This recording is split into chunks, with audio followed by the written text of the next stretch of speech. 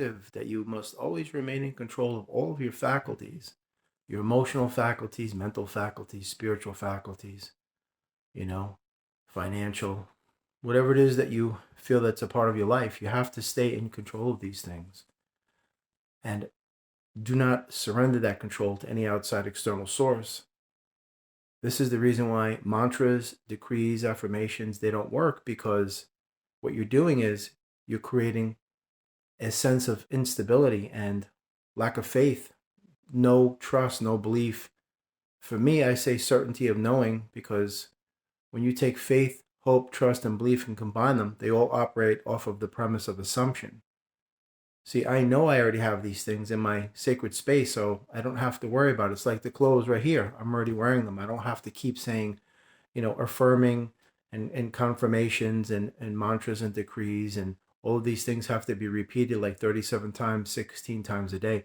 What you're doing is you're sending out waves of uncertainty, because you're telling the universe, I don't trust you, I don't trust you, I don't trust you, I don't trust you. It's like that kid in the car. Are we there yet? Are we there yet? Are we there yet? They're like, I don't see where we're supposed to go, so I don't trust that you're going to take me there. And the universe recognizes this. After all, when you go into a restaurant, how many times you have to tell the server what you want? You know, unless the person is not paying attention or something. Every time I've gone in, I tell the server one time, and the food comes. And that's exactly how it is with the universe. As a matter of fact, you don't even have to say anything. There's no words that need be spoken. It's all telepathic. The universe already knows what you desire and you deserve and you want and you need and all of those things. You just have to pull your end of it, and do the work, take the incentive, show initiative, show that you really are are determined to make this thing happen, because you can't just lay back and let the universe do all the work. So that's why I say be careful with affirmations, mantras, decrees. You're writing down things like 35 times, 16 times a day, repeating a phrase 108 times, because what you're doing is you're not reaffirming anything except lack of faith. Because it's like when you go into a pizzeria, you say, can I have 2 slices and a soda? You don't have to tell the guy 15 times. You don't have to keep repeating it. Can I have 2 slices and a soda? Can I have 2 slices and a soda? Can I have 2 slices? They'll look at you like you're crazy. You got to understand, this is the reason why I say stay away from these law of attraction and affirmations and mantras and decrees and all of these things, because they don't work. You don't need to keep repeating something.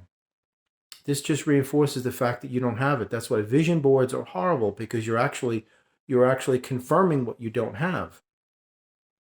So you are solidifying the fact that you don't have these things, and that's exactly what you will see in your reality. That these things won't be there, or lack thereof, I should say. They won't be there.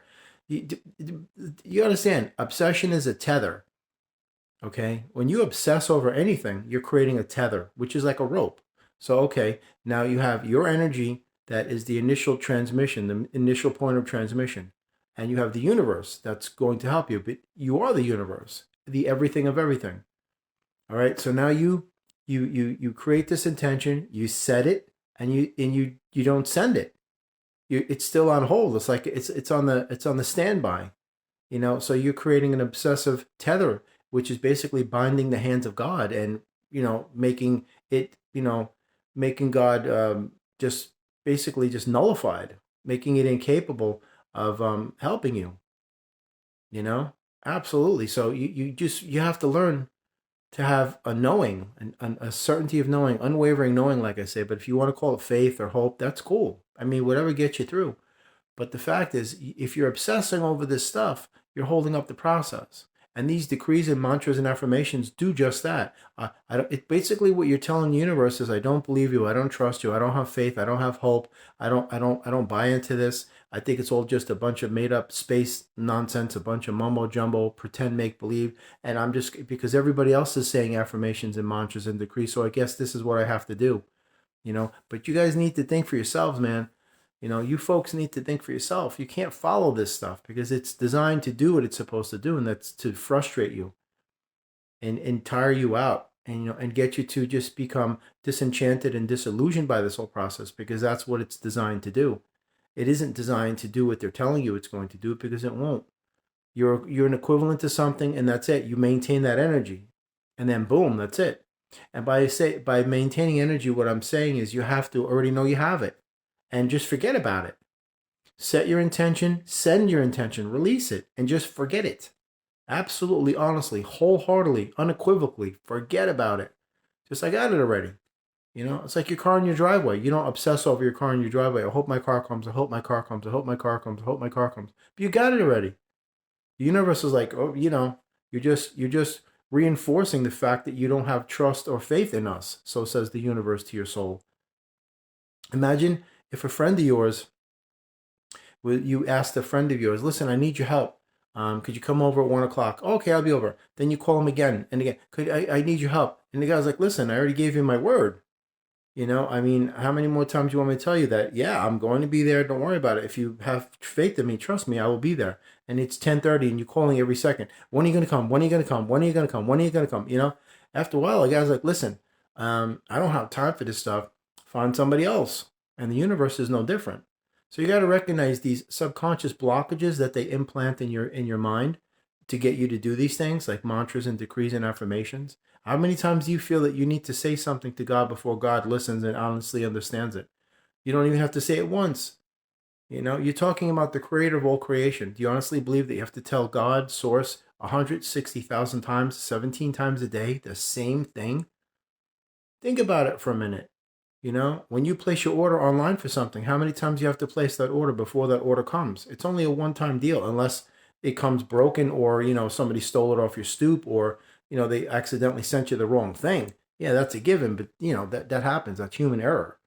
But that doesn't happen too often, So it's the same thing, just send your request one time, that's it. And just honestly, not lying to yourself, honestly, just forget it. And I'm telling you, it works. I remember one time years ago, we were going to go to a powwow. It was years ago. And I remember seeing a bunch of crows up in the trees. And I was like, wow, it'd be really cool to have a crow feather. And that's all I said. So that was it. The moment I said it, I honestly didn't even think about it again. Just forgot about it. I went to the powwow, had a great time. A couple hours later, came back. Guess what was on the front lawn? A gigantic crow feather.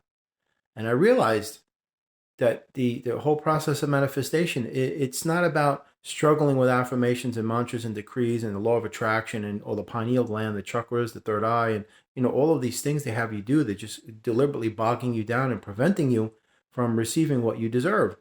And I just realized it's about just looseness and disconnection, and not becoming overly transfixed on these things or preoccupied with them or just obsessing or just infatuated with this stuff or any type of compulsive habitual behavior. Like, I have to say it 75,000 times. You're just panicking. You're worrying. You're becoming a worry ward. It's all about becoming calm and just not stressed out and loose and not anxious and nervous and tense, and because that's what's blocking. And the fact that you obsess over these things, it's not going to let them go. It's like when you have your intention, you have to release it with faith to God to say, listen, I know you got my back, so I'm not even going to worry about it.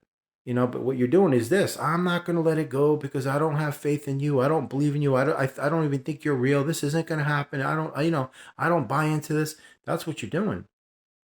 It's like, I don't know if you've ever done this, but there was a game a long time ago where there's a game of trust where you have somebody that stands behind you and they tell you close your eyes and fall back. And if you honestly trust that person, then you'll know that they'll catch you. That's exactly what it is. So God's saying, listen, I'm behind you, close your eyes and fall back. And if you trust me, don't worry about it, I'll catch you. And you're saying, no, I don't. I don't trust you. I don't believe you. I don't have faith. I don't have hope. I don't buy into this process. Not for 1 minute am I going to give this any validity. That's what you're doing. But check it. Like I said in a previous video, you give more faith to a person in the opposite lane coming onto you that could possibly kill you, drive head on and kill your family, because you have an absolute faith that this stranger driving towards you, literally maybe a foot away from you on your left-hand side, and the only thing stopping you is a painted line in the road. So you have more faith in the stranger that's driving head on that they won't encroach in your lane and hit you, head on and kill you than you do in God. Think about it for a minute. This is unconscious stuff. This is all unconscious stuff. You don't even think. You just assume that the traffic in the opposite lane coming at you in the opposite direction in the other lane on your left side is not going to encroach into your lane and hit you head on. You have absolute faith because you don't even think about it. But when it comes to manifestations, I want it, I have to have it, I have to have it. When am I going to get it? When am I going to? Affirmations, mantras, decrees, just repeating, repeating, repeating, repeating. And, what do you think that does? You're just saying, I don't trust you. I don't have faith. I don't have hope. I don't have belief. I don't buy into this process. I know it's not real. It's make believe. It's pretend. I'm just not going to be a part of it. I'm not going to validate it as an actual experience. This process is not scientifically approved, and all that nonsense. And that's exactly what you're doing. So when you wake up every day, the last thing you want to do is bring your emotional baggage from yesterday into the brand new, um, area of this beautiful day. It's like you're bringing over your dead emotional baggage into this, and then that toxicity is going to contaminate everything in another day. So that day, that brand new day, becomes just like the one before it. You don't want to do that stuff. That's the stuff you really want to work on. It's the habits that are killing you. You have to create new designs of being and thinking, doing, seeing, everything. That's what's really going to change your life. This is all introspective stuff and retrospective as well. You have to look inside you, and that will allow you to gain insight, foresight, that you need to change, because you can't keep doing these things anymore. You can't keep waking up with an attitude, blaming the world, and keep repeating these things. Where's my prize? Where's my treasure? Where's my gifts? Where's my this? Constantly. You just got to chill. It really comes down to just relaxing, enjoying your life, and forgetting about these things, because the universe will bring it to you in uncommon hours when you least expect it, from unknown and known sources. See, this is why I always discourage people from focusing on the one door of prosperity and abundance when there's infinite doors that can offer it to you. You're so transfixed on that one door. All of your energy is going there. You're waiting for it to open, not realizing that all of the other doors have been wide open the whole time. So you're like, I'm waiting for the door to open. I'm waiting for the door to open. I know that handle will move. I know somebody will open the door. Here comes my gifts and my treasures that I'm deserving of. And you're missing out on in the entirety of life. That's why you need to slow down in life, because they've got you going a million miles a second. That's why this country's hopped up on caffeine and nicotine, because that accelerates every part of your life. You're just running like, a million miles an hour. But the problem with that is the faster you go in life, the more life becomes a blur. And that's the intent of why they do what they do to you, and they get you to do it to yourself. And this is no different. That's why I discourage anyone from even hooking up with the law of attraction or vision boards, affirmations, mantras, decrees. It's a conglomerate of madness. It doesn't serve any purpose, just to fatigue you and discourage you and get you disgusted with the whole thing. You just have to, like I said, formulate your own personalized relationship between your soul and source, which is one. And whatever that means to you, just do that. Be diligent. Don't be deterred. You have to be consistent, man. You can't vacillate with these things. You can't be intermittent. It has to be one or the other. Because if you want it to work, then you got to go all in. It's like your car battery. You can't use it one day and then pull it out and leave it in your garage and expect for your car to go. It's always there, reliable, dependable, consistent. That's what you are. You're the power source and the fuel supply for all of these things. So you have to realize your importance. You have an ability to do something. You have a responsibility. And you're responsible for your own life. So you can't just check out one day and say, I don't want to do this. Well, then what happens is all the lights go out, the power goes off, and you reset the stage back to square one again. And that'll just keep repeating itself, because the universe doesn't recognize time, because time is an illusion. So the universe has eternity to say, okay, well, listen, you only have about 80 or 90 years on Earth in the physical before we take your soul out. So just keep doing what you want to do. And the universe is like, we're not sweating it. It's not hurting us. It's only hurting you. And that feeds back into the fact that the darkness will always give you everything you need in order for you to destroy yourself. You've got to understand they've been conditioning you to do this to yourself constantly. It took me many years to catch on, because I've had one experience where I'm like, and then another and another. Then I began to piece things together. I was like, wait a minute, something's going on here. There's like a common thread amongst all of this stuff. I'm noticing why this is this and this is that. I'm like, Then I started to piece it together. I was like, aha. This is all pre-planned in advance. This is pre-orchestrated chaos here, man.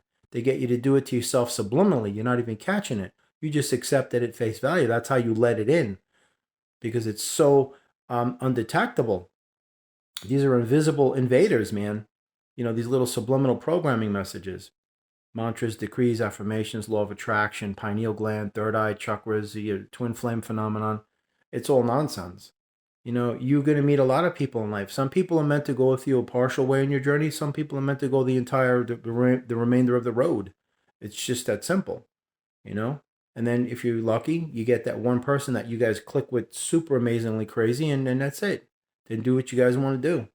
You want to spend the rest of your life with this person, get married, have kids, or whatever it is, If it's a same-sex relationship, then adopt if you want children. It's beautiful. That's the one thing I wanted to mention also about love. There's millions of types of love, and love is endless. They make you think that love should be between a man and a woman. That's nonsense. Love is love. It doesn't know color or anything like that. So, whatever it is that you do in your life, or how you choose to approach life, or how you came to this world, it's a beautiful thing. Celebrate that, man. It doesn't matter. Love yourself first and foremost, and then love anybody else that you want. Family, friends, your spouse, significant other, your neighbors down the street, people you work with, whatever. It's all beautiful, man. You know what I mean?